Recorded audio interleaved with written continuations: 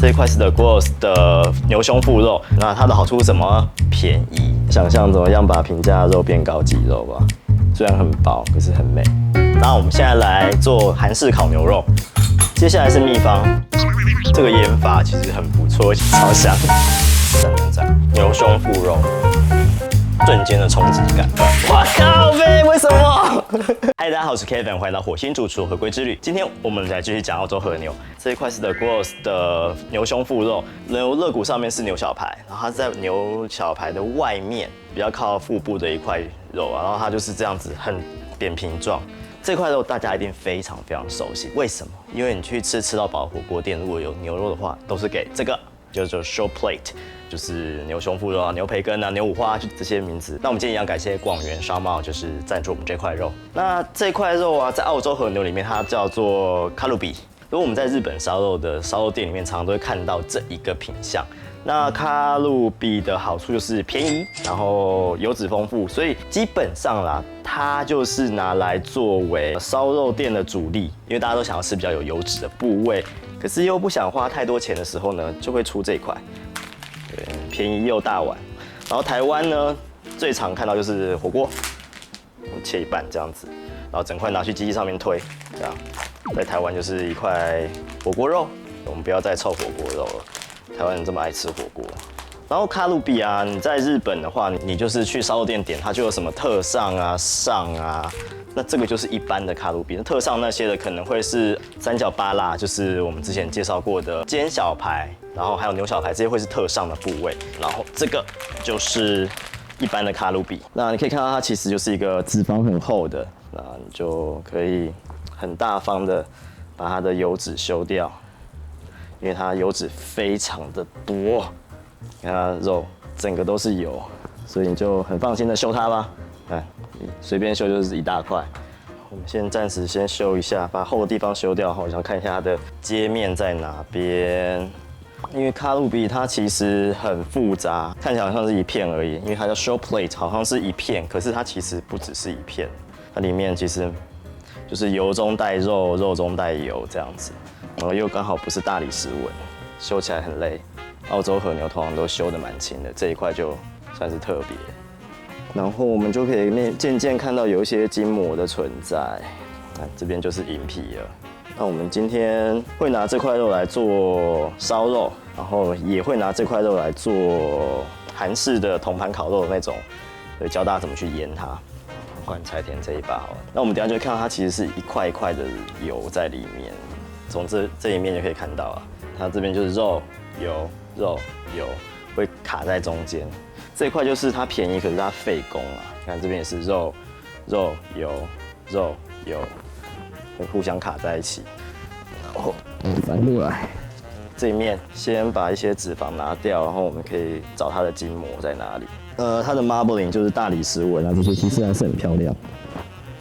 所以就是这块肉如果就是费一点工啦，会是一块不错的肉。还没有修完，修到一半而已，油就一大坨了。好，再翻回来。所以为什么不能只买一把金银啊？常常修肉的人一定不止一把，有2把不同的刃角或是不同材质的，可以做比较多事情。这是筋超硬的，啊，推片机拿来了，切片，切火锅肉片了。这个筋膜啊，其实它真的很硬，超硬的。刀子进去都不一定会立刻就切断，所以说最好都要修掉。如果你今天要做烧肉片之类的，如果会修到一点肉就修到吧，你不要犹豫啊。好了，我们修个大概。这个时候我们就看到一个现象哦，这半边的肌群啊，基本上都是横的在走，然后这一半是斜的在走，这一半是横的在走。所以说我们就可以开始考虑，分界线在哪里？那我们要不要把它分开来？对，那像这边呢，应该就是分界线附近的。那我就开始把它从这边分开来。哦，看果然都是脂肪嘛，我们就去找它的分界线。然后这边应该是有到这边，我不清楚，我就把分界线的附近的修一下，可能就会带到一点点。毕竟肌肉不会是一个方方正正的东西啊。好吧。那就找到分界线，那我就把它稍微分开来。好，这样子，这边一半，这边一半这样子，所以这2半就可以有不同的处理方式。那我们现在来修清这一块，那我们可以看到这边其实它还有筋膜，其实可以保留一些脂肪，可是筋膜尽量拿掉。像这种就是脂肪而已，没什么筋膜。像这个就是筋膜，这反光，这是亮，这银皮，这一定要修掉。这种就不要跟他客气了。这种吃下去一定很开心的东西，你就把它修掉。其实修下来，我看到一些断面还蛮漂亮的。你看，这断面是不是很漂亮？脂肪都含量很高。那肌群之间也会有一点小筋膜，不过算了，因为它是便宜肉，我们就不要跟它计较太多。讨厌的筋膜拿掉就好，不然再修就没有了，已经变那么薄一片了。这一段比较厚，这一段很薄，所以我们可以把它就是稍微分开来。那我想它的肉应该是这样子一层一层这样进去的，所以等一下我们可能要这样切，那就厚的来一遍，来看一下，肥美啊！虽然很薄，可是很美。先切烧肉片好了。你看这里面就有一些血，拜托，那就拿掉。这有一些血管在里面，这个要拿掉。从这边看，它就是这样平平的，然后中间会有间断。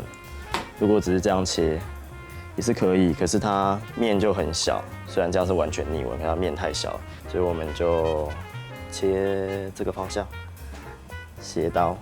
这就是你常常看到的卡鲁比的长相，然后这边越来越厚了，我们就可以不用这么斜。你看整块就是肥油啊，吃不多，真的。然后这块又会叫做什么雪花，台湾人的名词很多，雪花肉。底下这个根本就是油中间包了几条肉而已，超肥。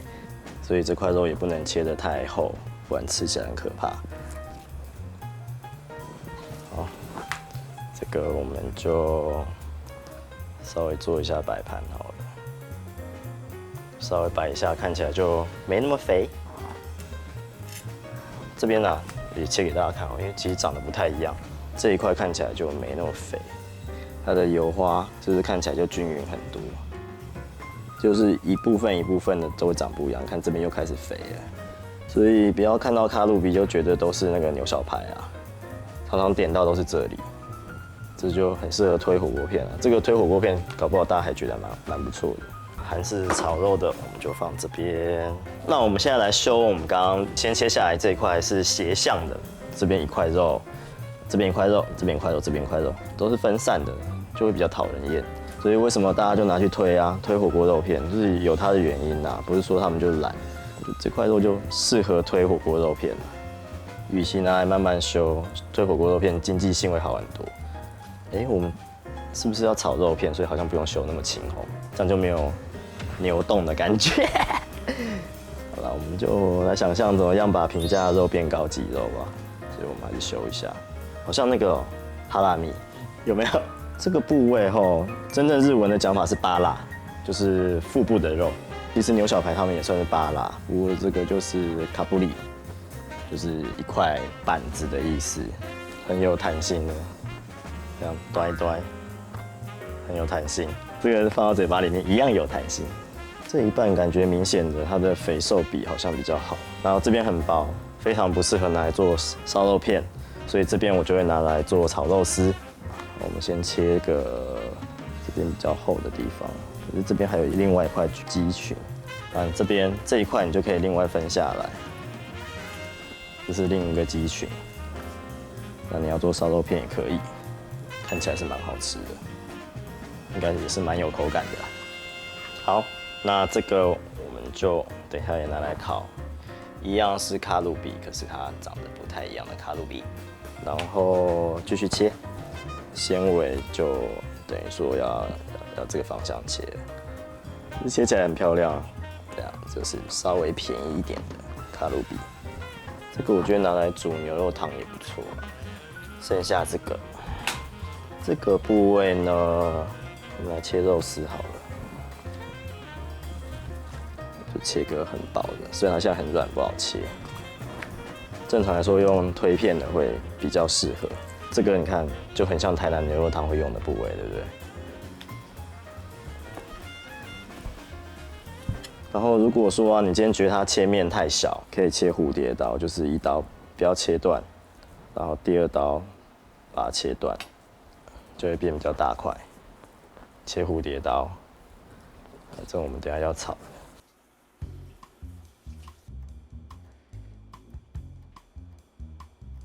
那我们现在来做韩式烤牛肉。我们先切胡萝卜，胡萝卜再这样，大概50到100克这样子，然后把它切丝。好，我今天认真一点切啦，因为这个丝如果太粗的话，会比较不容易熟。那我们之前切菜有教怎么切啦，切丝就是往这边倒，这样切的时候才不会滑过去。尽量把它切细，就这样，这么细的丝，这样会比较容易熟。对，这根很粗啊，管它的，你要有一点层次，有口感的层次。那我们就把它丢到盆子里面去。接下来半颗洋葱，其中有1/4颗要拿来磨成泥，因为我们现在要做腌酱。那磨成泥的话，我会用这个。然后我不建议就是先切再磨，因为先切再磨的话，你等下底下会很不好弄。差不多磨出来就是这样泥状的，一样丢去腌肉。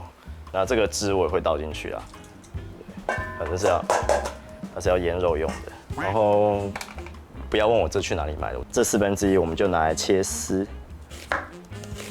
那一样就是不要切得太厚，就切薄一点。有些人会切得比较厚啦，切得比较厚就比较有口感，看你自己。那也不要切太细，切太细会整个软掉。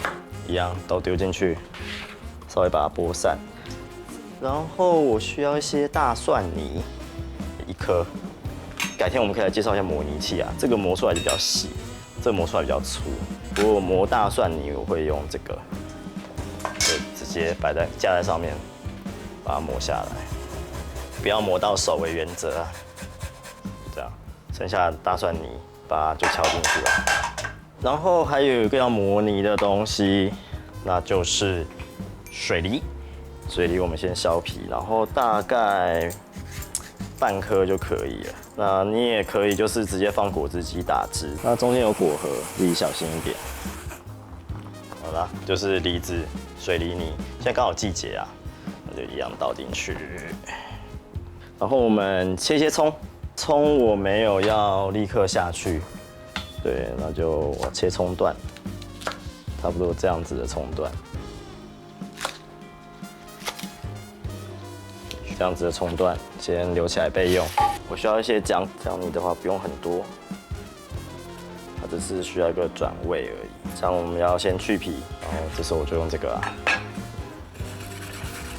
姜它的那个纤维比较粗啊，所以我用这个，这样就够了。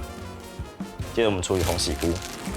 这个等一下要先下的部分，红喜菇的话，这种它刚好底下是没有盒子的，所以我们就看这边是培养基，那这边有个像是橡皮筋捆的地方的感觉，对，那我们就从这边下刀，对，不要整个拆开来哦，这样下刀，这样子，这个不能吃的培养基就在下面，可以不会污染到你的砧板，可以吃的部分就在这里。那红喜菇的话，大概1半就好了。如果一份的话，那1半就好。不过我们就先摆进来吧，之后有炒的时候要先另外炒的。这个部分呢，我们现在要调味，先用酱油，酱油大概2大匙，15毫升的，总共30毫升。然后酒一样2大匙，韩式辣酱。就反正你就在超市就看到这种韩式什么糯米酱啊，这些都一样1匙。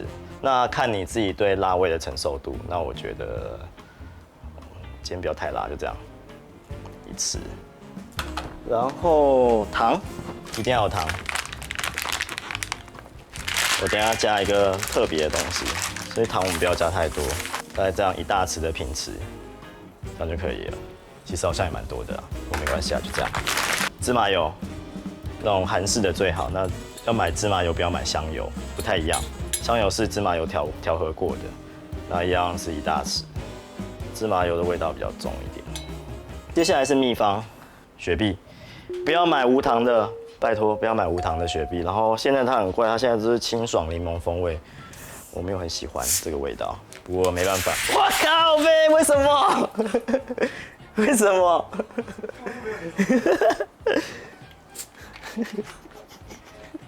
这是什么状况？靠，没有摇过啊，为什么这样？150cc 啦，150cc 加进去。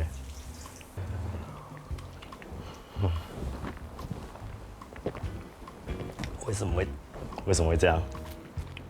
一定是我刚刚想说为什么周杰伦代言。好啦，这样，然后我们把它搅一搅啦。这个时候可以试一下味道，你可以试一下味道。我觉得酱油可以再加一点，加一点点酱油，就这样。这个雪碧呢是一个韩国人教我的，他说他们就是要加雪碧，加雪碧之后，雪碧里面的碳酸跟它的糖，还有他们认为的各种神秘物质啊，可以让肉软化，所以雪碧有这项功能。我们调好腌酱了，那我们就把肉倒进去，肉直接放进来，然后开始搅拌，各种搅拌。那我们有2种肉啊，一种是这种卡路比，一种是这种另外一种卡路比。那这个要腌多久嘞？要腌，我觉得最少腌半个小时啊。那我想我们就腌差不多1个小时左右好了。这样把它都剥开来，让它都可以接触到，就这样。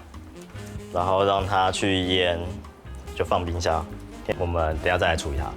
A few moments later， 我们现在来炒，虽然是韩式烤肉啦，这个东西其实不是用烤的，它是用炒的。那一样热锅炒，这就有点顺序的问题。第一个我们要先炒红喜菇，但是为什么要先炒？因为红喜菇它在不够高温的加热下，会有一个加名的味道，鱼腥味或者加名味 ，whatever， 我个人不是很喜欢，所以我会先炒红喜菇。我一样是用牛油，如果你想要的话，也可以放奶油。对，我觉得红喜菇配奶油来炒的时候是蛮好吃的。那这个油的量要够，因为红喜菇很会吸油。好，牛油，那我们就可以下红喜菇，稍微把它剥散，因为你到锅子里面剥，你会要搓很久，不要太多。这样，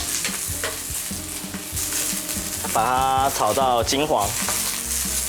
有一种金黄感的时候就可以了，稍微让它煎一下都没关系，有一点点焦也没有关系。这时候如果你口味重一点的话，可以加一点点盐，一点点就好，再有点味道。在日本的话，他们就会加红大喜；在韩国的话，就是加鸡粉。那我们刚刚就是油会被菇吸进去，可是当你的菇够熟的时候，它会把油释放出来。然后这个时候你闻到菇的味道，就不会有那个鱼腥味或是加名味了，闻起来是有差。我很讨厌红喜菇拿去煮汤，煮汤虽然如果加太多的话就不 OK， 所以我会希望红喜菇炒过之后再煮汤。好看，现在都已经开始焦了。有点金黄焦香了，对，然后可以让它起来。金黄焦香之后，我们就先把它放到一个容器里面，先摆着，等一下再加进去。好，现在我们来炒肉。我们刚刚腌的这个肉啊，它里面有很多肉汁，尽量不要把它拿来用。我一样加一些牛油进去。就它这里面已经很油了，所以我希望有一些油脂的味道。用夹子或是过滤汤之后没关系，反正水不要进来太多，因为你最后还是要收干它。干，好香哦，超香！如果是铜盘烤肉，你就可以分批来啦。对，可是我不想要分批，我想要一次。那如果你还有什么鸡肉啊什么的，你就继续这个酱汁继续腌一下也可以。我们要炒到什么程度？炒到蔬菜变软，肉基本上就是熟的啦。然后我们刚刚是用卡路比，有2种卡路比，所以这个会很油，就稍微炒一下翻面就可以。就刚刚那个雪碧是零卡的，超难喝，难怪我觉得超难喝。懂你。重点是哦，我们冰箱还有一罐是有糖的、哦，他就拿到那个无糖，然后我也没看。然后重点是还喷了，到底怎样？太夸张。然后肉都熟了，我们就开始加其他东西。先把葱，我们刚刚切的葱段丢进来。这个有一点像装饰跟改变口感的性质啊。然后我们刚刚磨的姜泥，姜泥把它加一点进来。然后我们刚刚的炒的红喜菇，炒到没有加名味的红喜菇，进去拌一下，然后做最后的调味。最后的调味呢，就是我们要淋一点点芝麻油，淋一点点，然后芝麻本人，对，开心的加进去。哦，香哦，超香的，就这样拌一拌。这样就 OK 啦。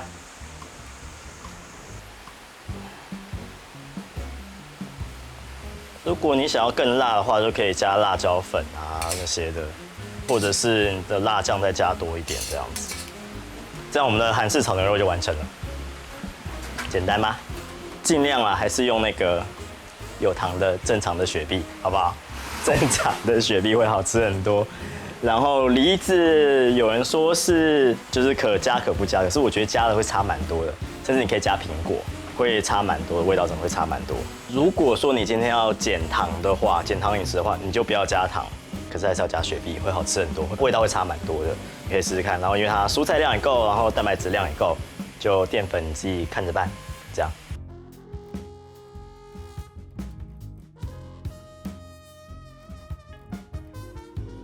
那我们来吃吃看，这个是韩国烤牛肉，也就是韩国炒牛肉啊，铜板烤肉，随便。那我来吃哦。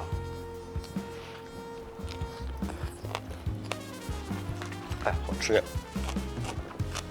蔬菜量很足的感觉。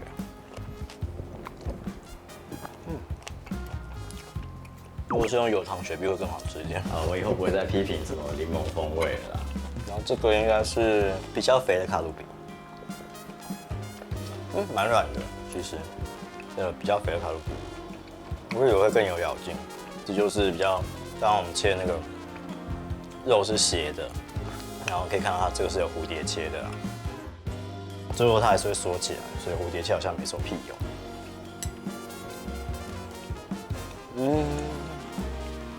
这块比较嫩，红喜菇。赞赞赞！好想吃饭哦。我最近变胖了，所以在减肥，没有白饭可以吃，太夸张。那我觉得这个腌法其实很不错，而且当做一道菜，然后你一个锅子就解决了你的蔬菜跟你的蛋白质，然后你还可以再加一点点其他蔬菜就好了。那我觉得味道是蛮丰富的一道菜，基本的韩式腌料的方法啦。然后如果说你不想要吃到蔬菜，你只单纯要腌肉的话，你就是洋葱把它打成汁这样子，跟水梨啊这些的，其他全部打在一起，然后就直接拿去腌排骨啊这些都可以，可以拿来烤了。好，那我们现在来吃卡路比的烧肉。哦耶，这个应该是立刻会把人击垮的一个部位了。之前呢、有店家就是做那种什么和牛吃到饱，然后就用这个，然后就被干爆，就被骂了，就说你都出油，这就是油啊，其实就是一块很油的肉啊，你看。然后它有两个部位，所以两个部位吃起来应该是不太一样。我们先吃这个比较油的部位，真的很肥耶。而且我筋膜应该都有去的比较干净。然后筋膜里面有一条筋膜，所以它放下去一下就会开始 Q。烤这个部位很容易发炉，大家自己看着办儿。对，那第一卷我们就这样动一动，让它的芳香烃有上去。看，很容易发炉啊。发炉就换边哦，换到别的地方去烤。好啦，这个可以了。来，这我的。我切一下，我老了，我没办法就是硬来。好，我们先吃沾盐的。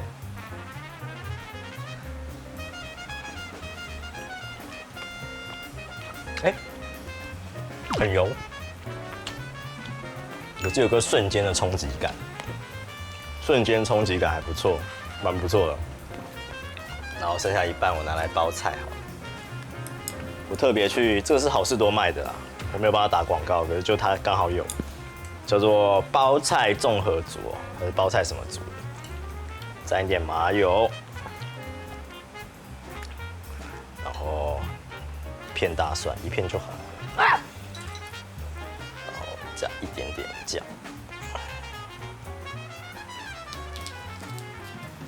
因为我觉得每次看韩国人吃这个，我都觉得他们厉害，他们都可以包得很漂亮，然后一口就塞进去。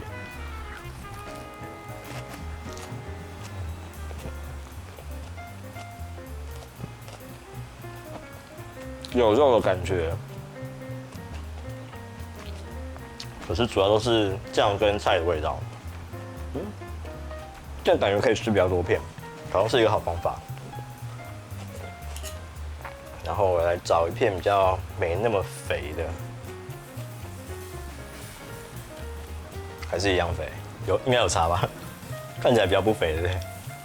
这个我觉得如果拿来烟熏牛肉可能不太行，因为太多油了，熏到后来会变得很奇怪，因为它脂肪含量还是太高而已。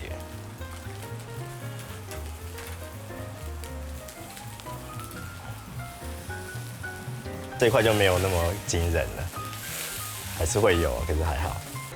这一块沾盐吃吃看，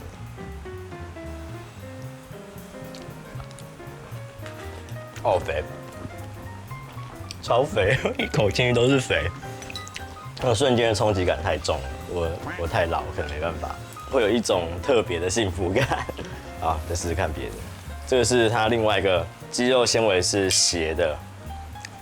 肌群不太一样，所以比较瘦一点，这就明显瘦很多。感觉有一点点像牛小排或是翼板之类的。如果吃起来是牛小排，那就有赚到感觉，毕竟它蛮便宜的。这块感觉口感会比较 Q 一点，油脂没那么多，感觉口感 Q 一点。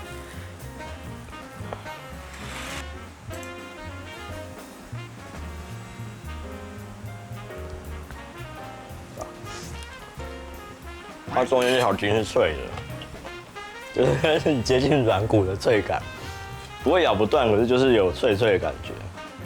那我收的基本上应该差不多了，不行。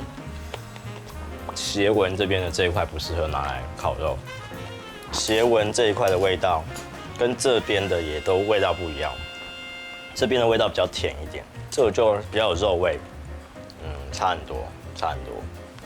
所以那一边这种拿来炒，或是拿来做牛冻，这样就好了。这个就不要试了啦。好，试一块，试一块。可是我想应该是很像的一个感觉。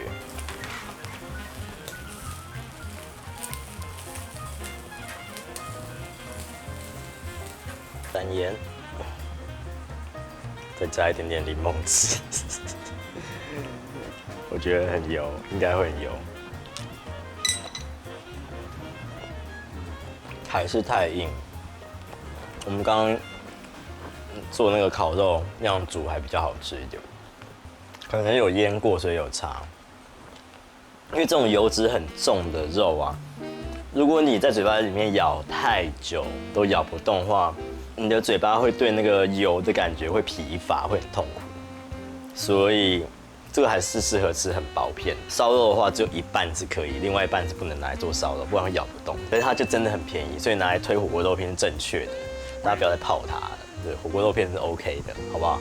拿来炒我觉得比拿来烤好吃，或是拿来做牛冻，应该也会比拿来烤好吃。所以大家自己斟酌要怎么去料理它，或是大家有更多适合这块肉，就是牛胸腹肉，尤其是和牛胸腹肉的做法的话，欢迎在下面留言告诉我们。